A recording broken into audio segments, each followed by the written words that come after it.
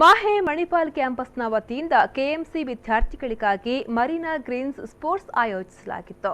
ಮಂಗಳೂರಿನ ಫಳ್ನೀರ್ ಸಮೀಪದ ಕಪ್ರಿಗುಡ್ಡ ಮಹೆ ಮಣಿಪಾಲ್ ಮಂಗಳೂರು ಕ್ಯಾಂಪಸ್ನ ಮರೀನಾ ಗ್ರೀನ್ಸ್ ಕ್ರೀಡಾಕೂಟ ನಡೆಯಿತು.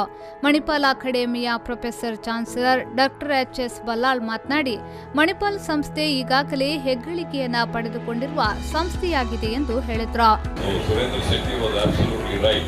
When he said that I have a soft corner for KMC Mangaluru, definitely, because I strongly feel KMC Mangaluru and the Dental College Mangaluru have been deprived, especially of the sports and games facilities. That too, when you come and see at Manipal, many people ask me why this stepmotherly attitude to Mangaluru.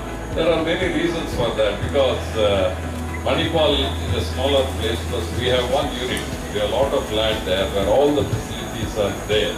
Whereas in Mangaluru it is spread over different places. That's the reason it is very difficult to have one unit like what we have in Manipal.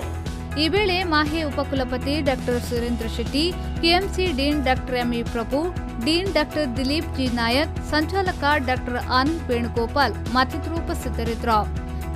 Nagesh Kabur, ವಿ4 news 24/7 Mangaluru.